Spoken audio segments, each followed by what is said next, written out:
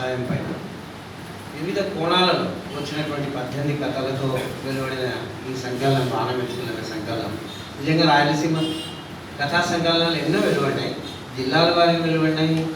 తర్వాత థీమాటిక్ అంటే ఏదో ఒక థీమ్ మీద ఫోకస్ చేసి వెలువడిన కథా సంకలనాలు ఉన్నాయి. రచయితలు సొంతంగా చేసుకున్న కథా సంకలనాలు ఉన్నాయి. వాటన్నిటికీ భిన్నమైన సంకలనంగా ఇది కనిపించింది. దాంట్లో అనేక మంది రచయితలు ఉన్నారు, అన్ని జిల్లాల నుంచి ఉన్నారు. ఏదో ఒక థీమ్ మీద కాకుండా మల్టిపుల్ థీమ్స్ మీద రాయలసీమ జీవితానికి సంబంధించిన అనేక రకాల అంశాల మీద థీమ్స్ మీద ఉన్న కథలు ఉన్నాయి. దీంట్లో చాలా వైవిధ్యభరితమైనవి. ఆ సెన్స్లో చూసినట్లయితే ఈ సంకలనానికి చాలా ప్రత్యేకత ఉందని అనిపించింది. అయితే దీంట్లోకి ఈ సంకలనంలోకి పోయేదానికంటే ముందు 2 మాటలు మీతో పంచుకుందాం అనుకుంటున్నాను. ఒకటి, రాయలసీమ సాహిత్యం రావడానికంటే ముందు రాయలసీమ తనను తాను నేను రాయలసీమను అని గుర్తించుకునేటువంటి క్రమం ఒకటి మొదలైంది. నేను రాయలసీమను అని ఒక అస్తిత్వ స్పృహ, ఒక ప్రాంతీయ అస్తిత్వ స్పృహ బయలుదేరిన తర్వాత ఆ స్పృహలో నుంచి ఆ ప్రాంతము, ఆ సమాజము తనను తాను వ్యక్తం చేసుకోవడం మొదలుపెట్టింది. ఫస్ట్ నేను అనేవాడిని ఉన్నాను అని అర్థమైన తర్వాత కదా నా బాధలో, నా భయాలో, నా భావాలో చెప్పడం మొదలుపెడతాను. సో ఈ ప్రాంతీయ అస్తిత్వ స్పృహ ఏర్పడిన తర్వాత ఈ ప్రాంతీయ వ్యక్తీకరణ ఒకటి సాహిత్య రూపంలో బయటపడడం మొదలుపెట్టిన తర్వాత మనకు రాయలసీమ సాహిత్యము అనేటువంటి ఒక ప్రత్యేకమైన ఫీల్డ్, ఒక ప్రత్యేకమైన ఒక ఉనికిలోకి వస్తుంది. ఒక జీవన రూపం ఉనికిలో, సాహిత్యం కూడా ఒక జీవన రూపం కదా. అయితే అది దశాబ్దాలు అయింది. ఇప్పటికే ఈ దశాబ్దాల కాలంలో ఒక స్పష్టమైన రూపం తీసుకొని దాని రాయలసీమ సాహిత్యము అనగానే ఏ ప్రాంతం వాళ్ళైనా, తెలుగులోని ఏ ప్రాంతంలో వాళ్ళైనా ఈజీగా గుర్తుపట్టగలిగేటువంటి కొన్ని లక్షణాలు సంపాదించుకునేది. దానిని గమనిస్తున్నట్లయితే ఈ రాయలసీమ సాహిత్యము లేదా రాయలసీమ ప్రాంతీయ అస్తిత్వ స్పృహ అంటే రాయలసీమ ప్రాంతం తనను తాను అర్థం చేసుకునే పద్ధతి, తనను తాను సాహిత్య రూపంలో వ్యక్తం చేసుకునేటువంటి పద్ధతిని చూస్తే 4 ముఖ్యమైన 4 మూల స్తంభాల మీద నిలబడింది అనిపిస్తుంది ఆ అస్తిత్వ స్పృహ. అదే సాహిత్యంలో కూడా కనపడుతుంది. ఒకటి, రాయలసీమ ప్రాంతానికి ఉన్నటువంటి ప్రత్యేకమైన పర్యావరణ పరిస్థితి. అంటే మనది రెయిన్ షాడో ఏరియాలో, అంటే వర్షము పడనటువంటి, తక్కువ వర్షపాతం పడేటువంటి ప్రాంతమై ఉండడం. భౌగోళికంగానే, పర్యావరణ పరంగానే ఇది రెయిన్ షాడో ఏరియా. వర్షం చాలా తక్కువ పడేటువంటి ప్రాంతం కావడం, వర్షం తక్కువ పడే ప్రాంతం కావడం చేత వచ్చేటువంటి కొన్ని ప్రత్యేక భౌగోళిక లక్షణాలు, ఆ ప్రాంతంలో జీవించేటువంటి మనుషులు మాత్రమే ఎదుర్కొని కొన్ని ప్రత్యేకమైనటువంటి విశేషాలు. అంటే పర్యావరణ ప్రభావం ఉంటుంది కదా. రాజస్థాన్ ఎడారిలో బతికేటువంటి మనుషుల జీవితంలో ఉండే కొన్ని ప్రత్యేకతలు ఎడారి బయట ఉండేటువంటి మనుషులు కనిపించరు. అంటే ఆ ప్రత్యేక భౌగోళిక ప్రాంతం వల్ల జీవితం మీద వచ్చినటువంటి ముద్రలు, అది ఒక ప్రధానమైనది. రాయలసీమ సాహిత్యంలో కనపడుతూనే ఉంటుంది, ఎట్లో ఒకటి వస్తూనే ఉంటుంది. రాయలసీమకు సంబంధించిన పర్యావరణం, వర్షాభావ పరిస్థితి, దానివల్ల పదే ఎదురయ్యేటువంటి కరువులు, ఈ కరువులను తట్టుకోవడం కోసం మనుషులు చేసేటువంటి ప్రయత్నాలు సాధ్యం కానప్పుడు ఊళ్ళో వదిలిపెట్టి వలసలు వెళ్ళిపోవడాలు, ఇదంతా కూడా కంటిన్యూ పర్యావరణంతో మొదలై అది పర్యావరణ విశేషంగా మాత్రమే ఆగిపోదు. పర్యావరణం అనేది అల్టిమేట్గా ఆ పర్యావరణంలో జీవిస్తున్నటువంటి జీవజాతులన్నింటినీ ప్రభావితం చేస్తుంది. ఆ జీవజాతులు ఆ పర్యావరణానికి తగినట్టుగా తమను తాను మలుచుకోవడానికి దారితీస్తుంది. ఆ పర్యావరణంతో అడ్జస్ట్ కాలేనటువంటి అక్కడికి పారిపోవడానికి దారితీస్తుంది. కాబట్టి రాయలసీమ నుంచి ప్రజలు వలసపోవడం అనేటువంటిది ఆ పర్యావరణంతో అడ్జస్ట్ కావడానికి వాళ్ళు తీవ్రంగా పోరాడి అలసిపోయి అక్కడి నుంచి పారిపోయే జీవజాతులకు సంకేతమే అది. సో పర్యావరణము అది సృష్టించే సమస్యలు, దాంతో పోరాడుతూ మనుగడ సాగించడానికి మనుషులు చేసే ప్రయత్నాలు, దాంట్లో వాళ్ళు కనుక్కునే కొన్ని కొత్త ఉపాయాలు, కొన్నిసార్లు అలసిపోయి ఓడిపోయి అక్కడికి వెళ్ళిపోవడాలు, ఇదంతా కూడా ఒక కంటిన్యూవం మనకు కనిపిస్తుంది. రాయలసీమ సాహిత్యంలో ఈ అన్ని ఎలిమెంట్స్ని ఫోకస్ చేసేటువంటి కథలు, నవలలు వచ్చి ఉన్నాయి. అది ఆ పర్యావరణం భౌగోళిక వ్యవస్థనే సృష్టిస్తున్నటువంటి కొన్ని ప్రత్యేకమైన చలనాలు అవి రికార్డ్ అయి ఉన్నాయి రాయలసీమ సాహిత్యం. రెండవది, వ్యవసాయ రంగంలో ఉండేటువంటి తీవ్రమైన అనిశ్చిత పరిస్థితి. ఎందుకంటే రాయలసీమలో ఇప్పుడు వర్షపాతం తక్కువ ఉంది, దానివల్ల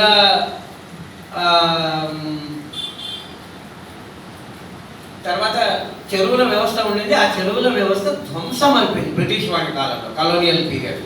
కలోనియల్ పీరియడ్ కానీ చెప్పేదానికంటే అంతకంటే ముందే విజయనగర సామ్రాజ్య పతనం తర్వాత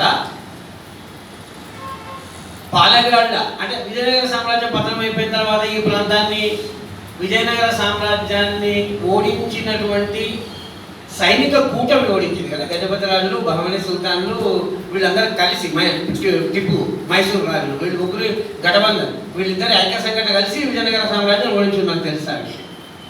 సో వీళ్ళందరూ పంచుకున్నారు. పాత విజయనగర సామ్రాజ్యాన్ని గెలిచిన వాళ్ళు ముక్కలు పంచుకుంటే రాయలసీమ ప్రాంతం బహమనీ సుల్తాన్ల చేతికి వచ్చింది. ఈ బహమనీ సుల్తాన్ల వాళ్ళ చేతికి వచ్చిన తర్వాత వాళ్ళకి ఇది సరిహద్దు ప్రాంతం ఇది. సో విజయనగర రాజుల కింద స్థానిక ప్రభువులుగా, స్థానిక సామంతులుగా ఉన్న పాలెగాళ్ళు ఎవరైతే ఉన్నారో ఆ పాలెగాళ్ళు స్వతంత్రులు అయిపోయినారు.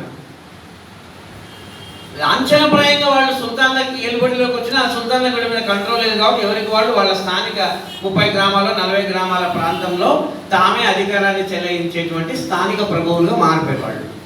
అంటే సెంట్రల్ స్టేట్, ఒక కేంద్రీకృత రాజ్య వ్యవస్థ లేనటువంటి పరిస్థితిలో విజయనగర రాయలసీమ ప్రాంతం చాలా దీర్ఘకాలం పాటు కొనసాగిన విషయం మనకు తెలుసు. 1567 తల్లికోట యుద్ధంలో విజయనగర సామ్రాజ్యం పతనమైపోయి వాళ్ళు తమ రాజధానిని తీసుకుపోయి పెనుగొండకు మార్చుకున్న తర్వాత ప్రధాన రాయలసీమ భూభాగంలో ఒక స్ట్రాంగ్ సెంట్రల్ స్టేట్ లేకపోవడం చేత ఈ ప్రాంతం అంతా రాజకీయ, సామాజిక అస్థిరతకి గురైంది, అనార్కీకి గురైంది.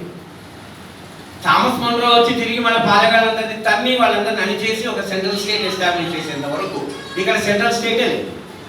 సెంట్రల్ స్టేట్ లేకపోతే నష్టం ఏమిటి అంటే ఒక ప్రధాన నష్టము భారతదేశానికి ఒక ప్రత్యేకమైన లక్షణం ఏమంటే భారతదేశంలో నీటిపారుదల వ్యవస్థలు, రహదారి వ్యవస్థలు, ఇతర ప్రాథమిక సదుపాయాలు, ఇన్ఫ్రాస్ట్రక్చర్ని ఎప్పుడు కూడా రాజ్యమే మెయింటైన్ చేసింది. ఇది భారతదేశానికి ఉన్న ప్రత్యేక పరిస్థితి లక్షణం. ఎప్పుడైతే రాజ్యం బలహీనపడుతుందో, ఒక సెంట్రల్ స్టేట్ లేకపోతుందో, నీటిపారుదల వ్యవస్థలు, రహదారి వ్యవస్థలు, బావులు, మంచినీటి బావులు, సాగునీటి బావులు, ఈ తర్వాత ఈ వ్యవస్థలన్నీ కూడా చెరువు కట్టల మరమ్మతులు, మెయింటెనెన్స్ చేయడాలు, చిన్న చిన్న ఆనకట్టలు, ఇవన్నీ కూడా క్రమక్రమంగా నిర్లక్ష్యమైపోయి అవన్నీ కూడా శిథిలావస్థకు చేరుకున్నాయి. బ్రిటిష్ వాడు వచ్చి ఈ పరిస్థితిని, రాజకీయ అస్థిరత్వాన్ని తొలగించి రాజ్యం లేని స్థితిని తొలగించి రాజ్యం ఏర్పరిచినప్పటికీ వాడు బ్రిటిష్ వాడు కావడం చేత వాడికి కాలువల వ్యవసాయం తప్ప చెరువుల వ్యవసాయం తెలియదు కాబట్టి వాడు రాయలసీమలో ఏం చేయాలో తెలియదు. ఇక్కడ వర్షపాతం లేదు, పెద్ద నదులు లేవు కాబట్టి వాడికి ఏం తెలియదు. ఒకటి మాత్రం చేసేవాడు, కేసీ కెనాల్. సరే, అది డచ్ వాడు మొదలు పెడితే దానికి వాడు తీసుకున్నాడు. తుంగభద్ర నుంచి ఒక కేసీ కెనాల్ ఒకటి వాడు తీసుకున్నాడు. ఎందుకంటే వాడికి నదులకు ఆనకట్టలు కట్టడము, బరాజులు కట్టడము, దాని నుంచి కాలువలు చేయడము, కాలువల ద్వారా వ్యవసాయం చేయడమే తప్ప చెరువులని కాపాడుకోవడము, చెరువుల్లో నీళ్లు నిల్వ చేసుకోవడము, చెరువుల కింద సాగు చేయడం అనేటువంటి తెలియదు ఆ వ్యవసాయం వాడికి. కాబట్టి వాడు రాయలసీమలో ఏం చేయాలో తెలియదు, వదిలేసేవాడు. ఆదాయం పెద్దగా లేని ప్రాంతము, వ్యవసాయం పెద్దగా లేని ప్రాంతం కాబట్టి రెవెన్యూ పెద్దగా వసూలు కాని ప్రాంతము, వాడికి ఆదాయం ఇవ్వనటువంటి ప్రాంతం కాబట్టి వాడు దీన్ని పూర్తిగా నిర్లక్ష్యం చేయడం జరిగింది. అంటే విజయనగర రాజ్యం పతనమైన తర్వాత స్వాతంత్రం వచ్చేంత వరకు కూడా ఒక రకంగా ఈ ప్రాంతాన్ని పట్టించుకున్న నాకుడే లేడని చెప్పచ్చు. కొన్ని స్వాతంత్రం వచ్చిన తర్వాత ఏమైనా జరిగిందా అంటే స్వాతంత్రం వచ్చిన తర్వాత కూడా పెద్ద డ్యాములు, కాలువలు, కాలువల ద్వారా వ్యవసాయం అనేటువంటి నమూనా, బ్రిటిష్ నమూనానే మేజర్ నమూనాగా రావడం చేత చెరువులను పునరుద్ధరించుకోవాలా, వర్షపాతం తక్కువ ఉన్న ప్రాంతాల్లో చెరువులను పునరుద్ధరించుకోవాలా, చెరువులకు చెరువుల మధ్యలో లింక్ వ్యవస్థ ఏర్పరచుకోవాలా, చెరువులను నింపుకుంటే భూగర్భ జలాలు కూడా పెరుగుతాయి, బావుల్లో నీళ్ళు వస్తాయి, వంకల్లో నీళ్ళు వస్తాయి, లేదా బావులలో కూడా నీళ్లు ఉంటాయి, బోర్లు వేసుకున్న నీళ్లు ఉంటాయి, చెరువులను కాపాడుకోవాలనేటువంటి అవగాహన లేకపోవడం చేత కూడా ఆ విధ్వంసము, ఆ శైథిల్యం కొనసాగింది. సో అనిశ్చితమైన వ్యవసాయం అనేది రాయలసీమకు సంబంధించిన ఒక ముఖ్యమైన లక్షణం. వ్యవసాయం చేయాలంటే వర్షమే, ఇంకా వేరే రకమైన నీటి వనరు లేదు. నికరమైన నీళ్లు, దొరికే నీళ్ళనే నికర జలాలే లేవు. అవి చెరువు కావచ్చు, కాలువ కావచ్చు, వంక కావచ్చు, కాలువలు ఎట్లా లేవు. సో నికర జలాలే లేని కేవలం వర్షం మాత్రమే ఆధారమైనటువంటి వ్యవసాయము ఎంత జూదంతో సమానమైందో మనందరికీ తెలుసు. ఎందుకంటే ముందే వర్షపాతం తక్కువ, మొత్తం సంవత్సరంలో పడే వర్షపాతంలో 70-80% వర్షపాతం ఒక 10 రోజుల్లోనూ 15 రోజులు దవాన్ని పడిపోతుంది అంతే. మిగతా సంవత్సరం అంతా డ్రై ఉంటుంది, మిగతా సంవత్సరం అంతా ఎండిపోయి పొడిపోయి ఉంటుంది, పొడిగా ఉంటుంది వాతావరణం. ఏడ్చి ఏడ్చి కన్నీళ్ళు ఎండిపోయి గుండెలు బండబారినట్లే, వర్షం చినుకులే లేక నేల ఎండబారినట్లే మనుషుల గుండెలు కూడా బండబారుతాయి. ఏడ్చి ఏడ్చి నీళ్ళు అయిపోతాయి, తర్వాత డ్రై అయిపోతాయి. చాలా ఎక్కువ వేస్తే కండల్లో అవి గ్రంథులు ఉంటాయి కదా, అసలు గ్రంథులు ఎండిపోయి నీళ్లు రాకుండా. అట్లా చెరువు నీళ్లు లేక లేక ఈ పొలాలంతా ఎండిపోతాయి, మనం చూస్తాం. సో అనిశ్చితమైన, పండుతుందో లేదో తెలియని పరిస్థితుల్లో వ్యవసాయం చేయడము, అది పండకపోవడము, మొలకెత్తకపోవడము, మొలకెత్తినా చాలా తక్కువ మాత్రమే దిగుబడి రావడము, ఆ వచ్చిన దిగుబడిని ఏం చేయాలో తెలియకపోవడము, మార్కెట్లో మళ్ళా దళారీలు మోసము, అన్యాయానికి గురి కావడము, పంట రాకపోవడము, వచ్చిన గిట్టుబాటు రాకపోవడము, ఖర్చులు కూడా పెట్టిన పెట్టుబడులు కూడా రాకపోవడము, అప్పులు పాలు కావడం అనేటువంటిది ఇంకొక ఫీచర్ మనకు కనపడుతుంది రాయలసీమలో. రాయలసీమ సాహిత్యంలో మనకు చాలా స్పష్టంగా కనపడుతుంది ఆ ఫీచర్. సెకండ్ ఫీచర్, ఎవరు రాసినా, రాయలసీమ గురించి ఉపన్యాసం ఇచ్చినా, రాజకీయ ఉపన్యాసం ఇచ్చినా, రాజకీయ కార్యక్రమం తీసుకున్నా, సాహిత్య వ్యక్తీకరణ చేసినా, కథ రాసినా, కవితలు రాసినా ఈ ఫీచర్ రావాల్సిందే. ఎందుకంటే రాయలసీమ జీవితంలో చాలా స్పష్టంగా కనపడేటువంటి ఒక ఇంపార్టెంట్ ఫీచర్.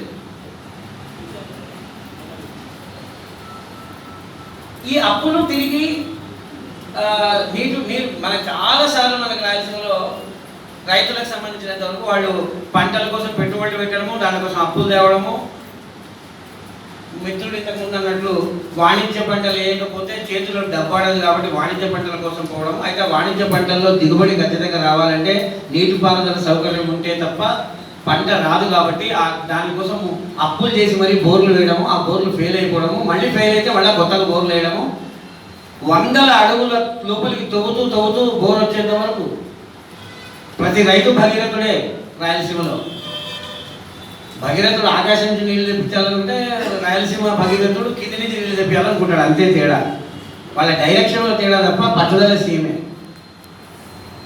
అయితే ప్రతిసారి ఆ బోర్వెల్ అనేది ఒక ప్రహసనంగానే ఎండ్ అవుతుంది, అది అప్పుతోనే ఎండ్ అవుతుంది. నీళ్లు పడినా ఆ నీళ్లు నెక్స్ట్ ఇయర్కి ఉండవు, మళ్ళీ నెక్స్ట్ సారి ఇంకో బోర్ వేయాల్సిందే. బోర్ అంటే పెట్టుబడే, బోర్ అంటే అప్పే, మళ్ళీ 2 ఏళ్ళకే నాటకం అది. సో అతను నీళ్లు పడిన సంతోషం, ఆ నీళ్ల కింద పంట పడిన సంతోషం 1 సంవత్సరం ఉందో లేదో, 2 సంవత్సరాలు ఉందో లేదో ఆవిరైపోతుంది, కానీ అప్పు మాత్రం మిగిలిపోతుంది. నీళ్లు ఆవిరైపోయినా కింద ఉప్పు తెట్ట కట్టినట్లు ఆ సంతోషం అనేటువంటి జల ఆవిరైపోయి కింద అప్పు అనేటువంటి చెట్టు వస్తుంది. అది ఎంత గోకినా పోదు, అది పేర్కొంటుంటుంది, మళ్ళీ లేయర్స్గా పేర్కొంటుంటుంది. అట్లా రాయలసీమ రైతాంగ జీవితంలో మొండి ఉప్పులాగా అప్పు పేర్కొంటుంటుంది. ఆ అప్పుల నుంచి ఎట్లా బయటపడాలో తెలియదు, అప్పు ఎగ్గొట్టి పారిపోయేటువంటి ఉపాయం తెలియదు రాయలసీమ రైతుకు. అది ఎందుకనే చెప్తాను, అది కూడా చాలా విచిత్రమైన విషయం. ఒకటి అబ్జర్వ్ చేస్తే తెలిసింది రాయలసీమ జీవితానికి సంబంధించినంత వరకు.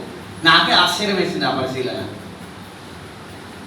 సో అనివార్యంగా అప్పులు కట్టలేని పరిస్థితుల్లో, అవమానాలు భరించలేని పరిస్థితుల్లో పారిపోయేందుకు మనసొప్పగా మనిషి చచ్చిపోతాడు, ఆత్మహత్య అనేది జరుగుతుంది. పిరికితనంతో చేసుకుంటారా ఆత్మహత్యలు? ఆత్మహత్యలు అనేవి పిరికి చర్యలు అని చెప్పి చాలా సులభంగా మనం తీర్పులు ఇవ్వగలుగుతాం, కానీ నిజానికి ఆత్మహత్య చేసుకోవడం అంత సులభమైన విషయం కాదు. బహుశా ఆత్మగౌరవంతో కూడా ముడిపడిందేమో అది.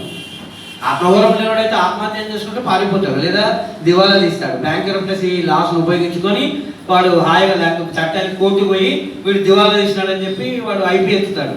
కానీ అట్లాంటి పనులు అవమానం, ఆత్మగౌరవం భంగము, వాడు ఉమ్మేస్తాడు, అప్పించుకోడు ఉమ్మేస్తాడు.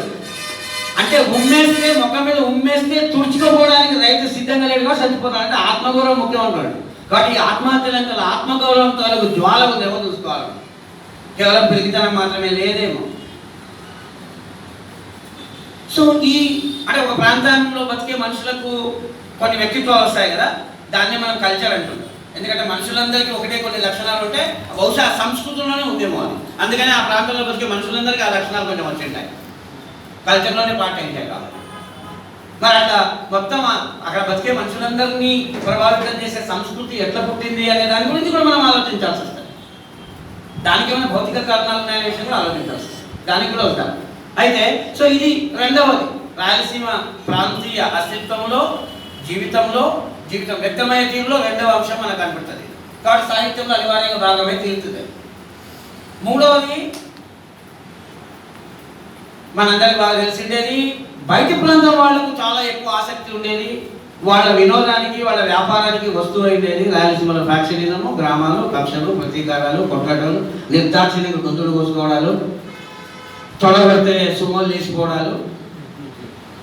అంటే వాళ్ళ ఊహం, వాళ్ళు రాయలసీమ అర్థం చేసుకునే పద్ధతి. రాయలసీమ బయట ఉండేటువంటి వాళ్ళ చాలా రసవత్తమైనటువంటి ఎంటర్టైన్మెంట్ ఏమంటే వాళ్ళు చిన్న కొట్లాడికి పొడవ తీసుకొని తల దానికి లేపేస్తారట, తీసి పారేస్తారట. విచిత్రమైనటువంటి స్టీరియో టైప్స్ రాయలసీమ గ్రామాల్లో ఉండే కక్షలు, ప్రతీకారాలు, హత్యల పైన. అయితే వాస్తవం కూడా, వాస్తవం లేనిది అతిశయోక్తి అంటే లేని దాన్ని సృష్టించడం కాదు, ఉన్నదాన్ని 1000 రెట్లు ఎక్కువ చూపించడం. కాబట్టి ఉంది, ఫ్యాక్షనిజం ఉంది, కక్షలు ఉన్నాయి, గ్రామ కక్షలు ఉన్నాయి, పౌరుషాలు ఉన్నాయి, కొట్లాటలు ఉన్నాయి. ఎప్పటి నుంచి ఉన్నాయి? మళ్ళీ తవ్వుకుంటూ పోతే సెంట్రల్ స్టేట్ ఒక సుస్థిరమైన రాజ్య వ్యవస్థ అంతరించిపోయిన కాలం నుంచి బయలుదేరిన దానికి రూట్స్ అక్కడి నుంచి ఉన్నాయి. ఎందుకంటే 20 గ్రామాల పెద్దందారైన పాలెగాడు ఇంకొక 10 గ్రామాలను కలుపుకుందాం అనుకుంటాడు. ఎందుకంటే దాని నుంచి వచ్చే పన్నులు, శిస్తు నుంచి తనకు ఆదాయం పెరుగుతుంది అనుకుంటాడు. ఆ పాలెగాడికి ఈ పాలెగాడికి మధ్య యుద్ధం జరుగుతుంది.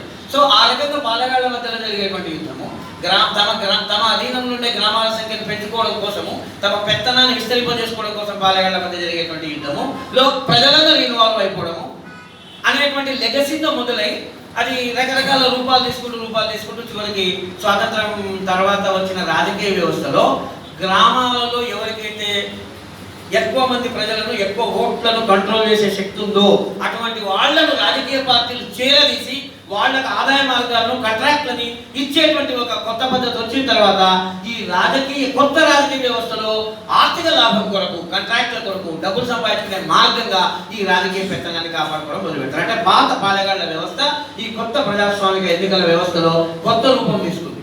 అట్లా మొదటి దశలో గ్రామాలలో పెత్తనం ఉండేటువంటి వాళ్ళకు రాజకీయ నాయకుల దగ్గర అండదండలు లభించడము, వీళ్ళు వాళ్ళకు ఓట్లు లభిస్తారు, వాళ్ళు వీళ్ళకి అవసరమైనటువంటి ఆదాయ మార్గాలు లభిస్తారు. అట్లా ఉండింది సంబంధం. Pattern client relationship. వాళ్ళు ప్యాట్రన్స్, వాళ్ళు పోషకులు, వీళ్ళు వాళ్ళ కింద పనిచేసేటువంటి వాళ్ళుగా ఉండేవాళ్ళు.